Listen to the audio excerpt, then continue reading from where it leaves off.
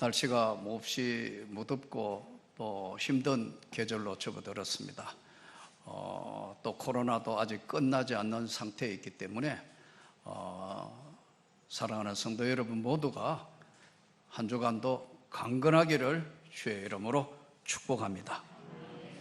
오늘은 말씀의 제목이 좀 특이하게 팔복 강해 중에서 안 보던 세계, 관심이 없어서 그런 세계는 내가 직접 당해보거나 내가 겪어보지 않았기 때문에 관심이 없어서 안 보던 세계 이야기인데, 예수님께서 팔복에 말씀하시기를 의에 줄이고 목마른 자는 복이 있나니 그들이 배부를 것이며, 긍휼히 여기는 자는 복이 있나니 그들이 긍휼히 여김을 받을 것이며, 이 두 가지의 긍휼이라는 단어와 바로 의에 줄이고 목마른 자라는 이 두 가지 단어에 오늘 하나님의 깊은 섭리와 계획이 오늘 이 시대를 사는 우리에게 들려주는 말씀으로 받아서 하나님께 승리하는 삶이 되기를 바랍니다. 집사 시절에도 그랬고 목사 초년 시절에도 그랬고 지금도 욥기를 읽을 때마다 늘 여러분도 그렇겠지만 왜 하나님께서 욥에게 그런 시련을 주셨을까?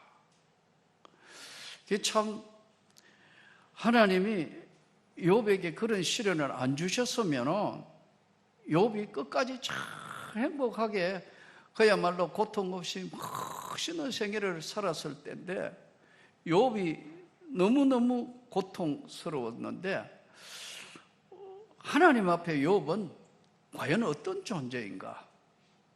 우리가 하나님 백성 되어서 예수를 믿는다 하지만은 때로는 밀려오는 삶의 여러 가지 고통들, 내 마음대로 되지 않는 여러 가지 아픔들, 또 세상에 섞여 살고 하지만은 진짜 어려운 문제가 내게 다가오면은 섬같이 아무도 없는데 마치 무인도에 홀로 떨어져 있는 것 같은 느낌. 이것은 어디서 오는 것인가? 이 욥이 고난을 받을 때 욥이 어떤 하나님 앞에 욥이라는 자신은 하나님 앞에 본인이 어떤 존재인가? 여러분 물어보지 않았겠어요? 왜 하나님께서 이렇게 저에게 고난을 주시는 것인가?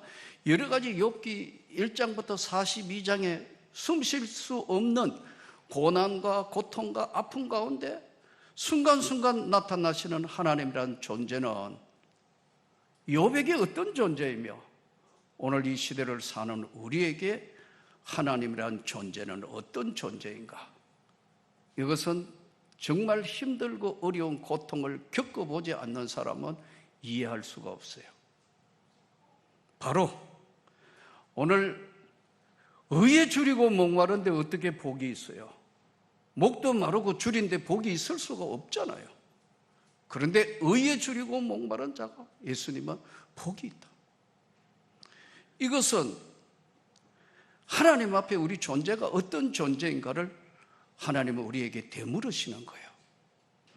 동시에 욥의 42장에 갑절로 회복이 되고 욥이 많은 축복을 다시 받는데 욥의 회복과 치유가 그에게 얼마나 위로가 되었을까?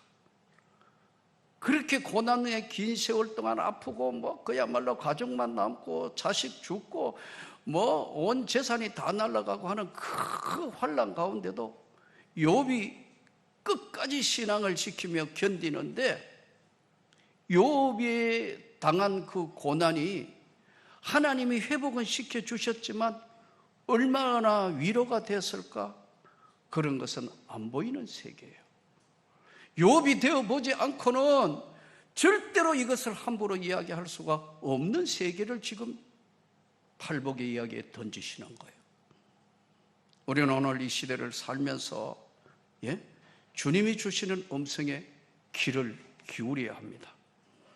이때 욥이 못 보는 세계가 있는데 욥기 1장에 그 이야기가 나옵니다. 하늘에 천상회의를 하는데 천사들도 오고 사탄도 오는데 왜 하나님이 특별히 사탄에게 이야기를 하죠? 천사하고 이야기해야 되는데 하나님이 왜 사탄하고 이야기를 하냐 이거예요. 내 종 욥을 유의하여 보았냐. 사탄이 즉시 대답하잖아요. 하나님이 욥한테 그렇게 잘해주니까 욥이 하나님 앞에 믿음 지키고 신앙 지키고 찬양하고 하지. 환난과 진짜 어려움 한번 줘봐요. 하나님 떠날 거예요. 하나님이 사탄에게 목숨만은 건드리지 말고 너가 할 수 있는 시험은 다 해봐라. 여러분, 물질이 깡그리 다 없어져요. 한마디로 이야기하면 완전히 빈손이 되는 거예요. 눈앞에 자식들이 죽어가요. 예? 자기 몸은 만신창이가 돼서 가죽 껍질만 남았다 그래요. 이게 당해보지 않고는 그 지금 욥의 이야기가 남의 이야기로 들으니까 그렇죠.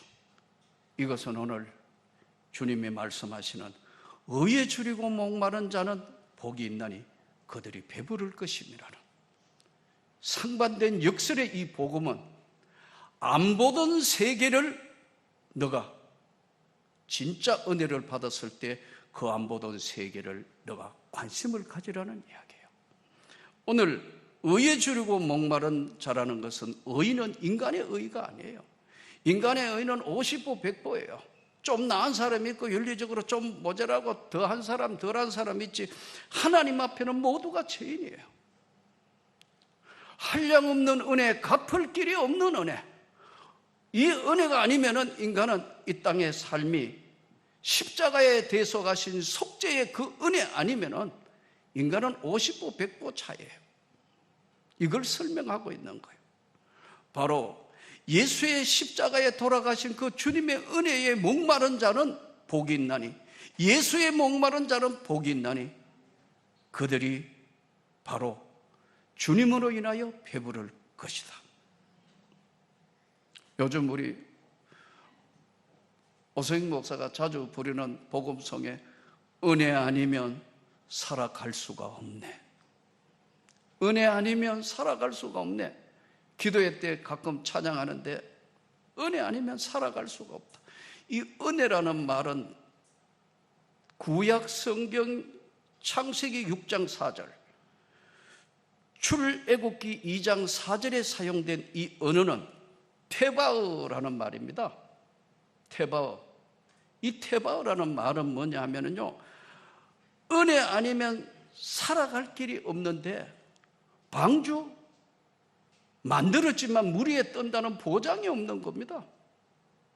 노도 없고 돛대도 없고 엔진도 없는 방주는 하나님의 은혜가 아니면 살아갈 수가 없다. 이게 테바 은혜라는 거예요. 의를 이야기하시는 거예요. 갈대상자 나일강에 띄었는데 이게 언제 어디로 흘러가가지고 뒤집혀져서 애는 빠져 죽고 할 수 있는 모든 여건이 되어 있지만은 테바어 똑같은 원료도 아니고 똑같은 재료도 아니지만 하나님의 손길이 보호하고 가는 걸 이걸 은혜 아니면 살아갈 길이 없네. 테바어. 의에 줄이고 목마른 자는 복이 있나니 의에 줄이고 목마른 자는 복이 있나니 그들이 예수로 인하여 오히려 그들이 바로 배가 부를 것이다. 역설의 복음입니다. 오늘 바로 이 땅의 삶은 은혜 아니면 살아갈 길이 없는 삶이에요. 그러함에도 불구하고 우리는 너무나 자신만만하게 사는데 우리는 이 은혜를 순간순간 내 것으로 착각하고 주님의 은혜를 다른 것으로 바꿔놓을 수밖에 없는 세상에 삽니다. 은혜 아니면 살아갈 수가 없네. 오늘 또 십자가의 그 은혜는 욥이 당한 고난이나 그 고통 성경에 있으니까 나하고는 관계없다. 아닙니다, 여러분. 진짜 격한 것을 한번 그 세계를 만나보지 아니한 사람은 그걸 모른단 말이에요. 심령이 가난해질 수가 없어요. 하나님의 은혜를 담을 수 있는 방법이 없어요. 오늘도 인간의 의는 별것이 아니에요. 의인은 없나니 한 사람도 없다. 예수님 말씀 그대로 오늘도 의에 줄이고 목마른 삶이 되기를 주님의 이름으로 축복합니다. 얼마 전에 어떤 젊은 목사님이 아마 글을 썼는 걸 제가 읽어보니까 이분이 도시에 어느 이제 교회 사역하다가 시골에 내려가는 이야기예요. 시골 교회를 이제 맡아서 내려가는데 시골 교회에 이제 가면서 부부가 내려갑니다. 내려가는데 아마 목사님은 목회자 자녀였던 것 같아요. 그런데 사모님은 좀 꽤 괜찮은 좀 부유한 가정에서 자란 것 같아요. 이제 시골 교회 가가 사택에 들어가서 이제 청소하고 교회당 청소하는데 가자마자 둘이가 싸운 거예요. 왜 싸우게 됐냐? 그렇게 기도하고 그렇게 했는데 내려갔는데 우리 대청소하자 이래 된 거예요. 줬어. 그런데 목사님의 대청소는 정리한다는 개념이에요. 이렇게 막 쌓아둔 거 이렇게 딱 정리한다는 개념. 이 개념이고 사모님의 대청소는 쓸데없는 건 다 버리는 개념이에요. 그러니까 둘이 내려가가 잘 됐는데 한쪽은 막 이렇게 정리해가 뭐 이사 온 거 이거 하려는데 사모님은 실다리 없는 거 다 버리라 이거 버려. 이게 서로가 안 맞는 거예요. 개념이 청소 개념이 다른 거예요. 하나는 좀 부유하게 자랐고 한자는 아까워가지고 쉽게 하면 양말 구멍 떨어진 것도 예전에 그 깊거나 아니면 어떻게 안 버리는 거예요. 딸가가 없어질 때까지 하는 거 치약도 끝까지 하고 마지막까지 짜라 쓰고 사모님은 대충 해가 뭘 그래 이게 살아온 환경이 다른 거예요. 그리고 아무것도 아닌 것 같고 청소, 대청소 때문에 버린다, 안 된다, 정리한다 해가 둘이 싸운 거예요. 말도 안 하는 거예요. 그러니까 가만 둘 다 기도해보면 가만 생각하니까 아이고 목사님이 먼저 하나님이 깨닫게 해서 이 싸울 일이 아닌데 사모한테 가가 미안하다 해야 되겠다 했는데 사모님도 여전히 이제 기도해보니 이거 잘못했다 싶어서 둘이 이제 방도 따로 쓰다가 이제 만난 것 같아요. 여러분 아무것도 아니라도 각방 써요. 그렇게 된다고. 여러분 안 그런 척 하고 있지만 화나면 같이 못 누워 있어요. 쳐다만 봐도 은혜가 안 되기 때문에 그냥 각방 서게 돼 있어요. 웃는 사람은 그런 경험이 있는 분들이에요. 이게 뭐 어떻게 안 되겠다 싶어서 미안하다. 그래서 둘 다 이제 어떻게 하면 좋겠냐? 미안하다 해가지고 둘이가 이제 다시 그것이 새로운 출발을 하는 계기가 돼서 여보 죄송해 미안해 서로 이제 그 위로하고 하다가 보니까 교인들이 이야 새로운 목사님이 참 훌륭하구나 이래서부터 이제 교회가 부흥되기 시작해서 시골인데 도시에 있는 사람이 몰려오는 거예요. 할렐루야. 여러분 우리가 오늘 또 세상 살면서 모든 것들은 개념 차이입니다.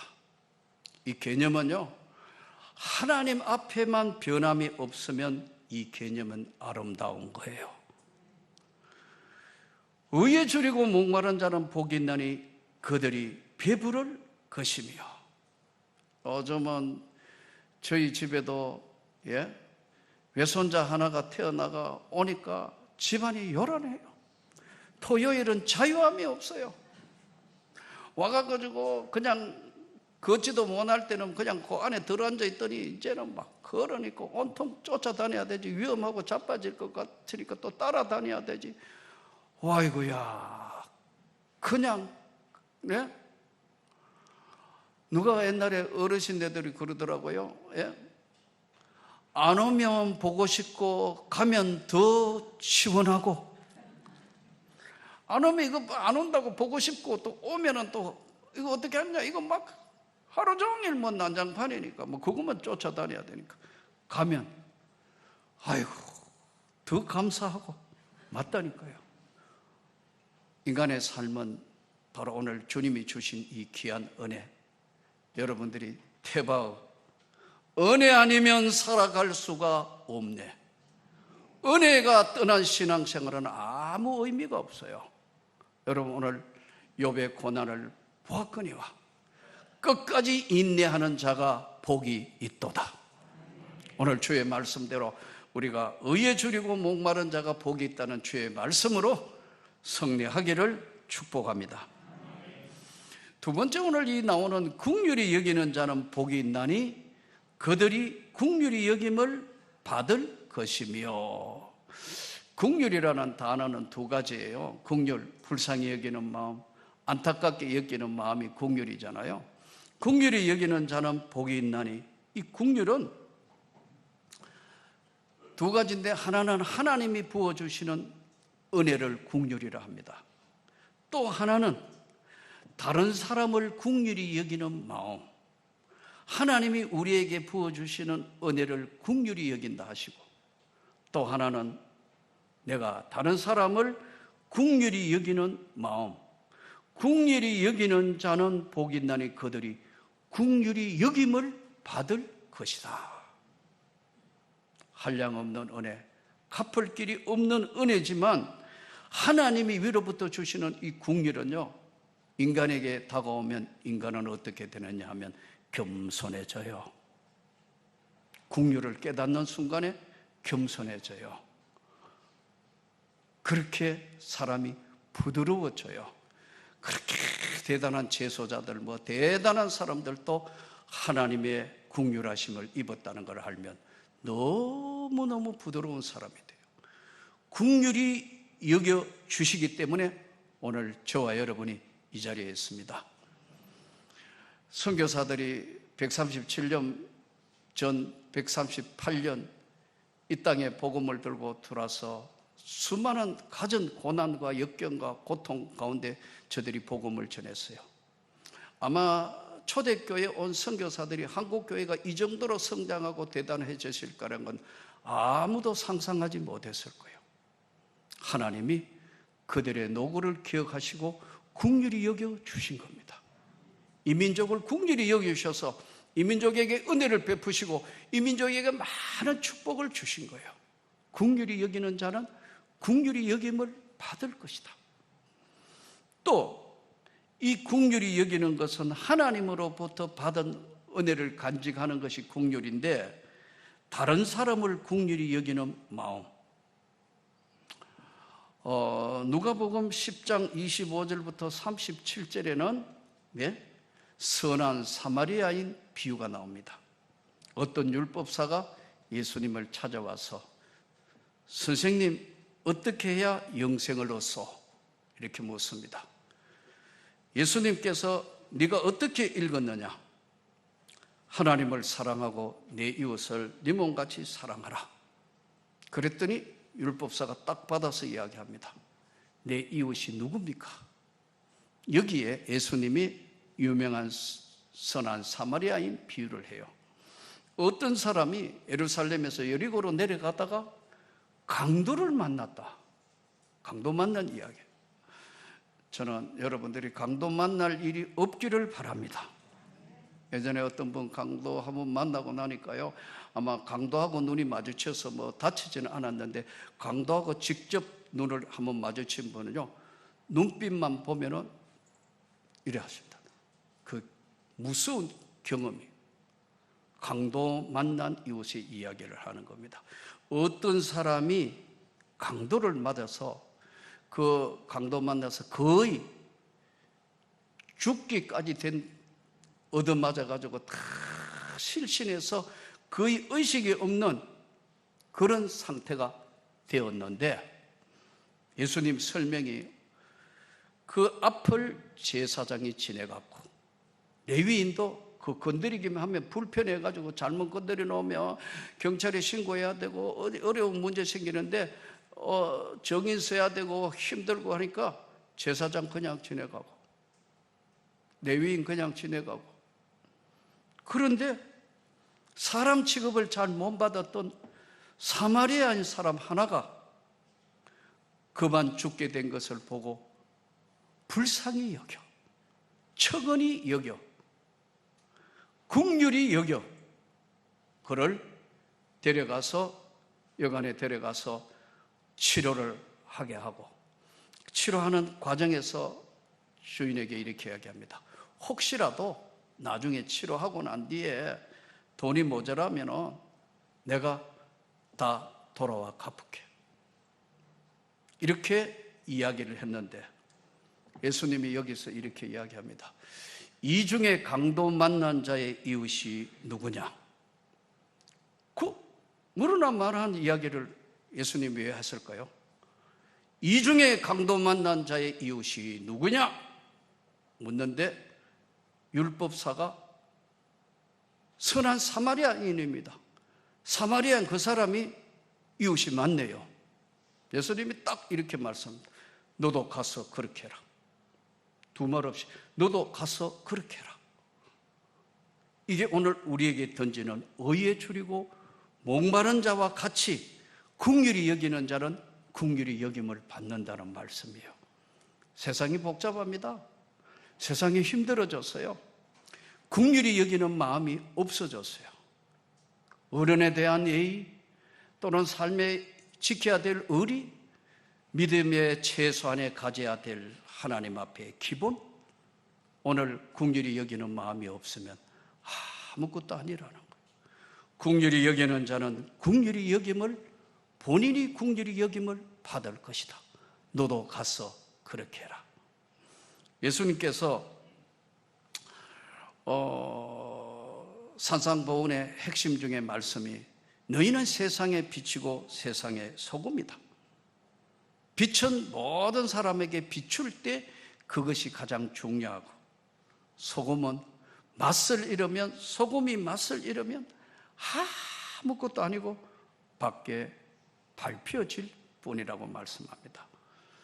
오늘 이 어렵고 힘든 시대를 살아가면서 오늘 또 하나님께서 저와 여러분에게 긍휼히, 은혜가 넘치는 긍휼히 여길 수 있는 마음과 하나님으로부터 주시는 긍휼이 함께하기를 축복합니다. 예수로 인하여 십자가에 달린 예수의 그 죽으심이 남의 이야기가 아니고 바로 오늘 나로 하여금 은혜 아니면 살아갈 수가 없네. 우리는 찬양은 그렇게 부르지만 가슴 속의 깊은 곳에서부터 나도 그렇게 살아야 되겠다는, 그것은 바로 가서 그렇게 하라는 예수님의 말씀을 가슴에 새겨서 승리할 수 있기를 축복합니다. 이번에 제 가까운 목사님 사모님이 위암이셨어요. 위암인데 삼성의료원에서 이제 수술을 앞두고 있어서 만사를 뒤로 하고 쫓아갔습니다.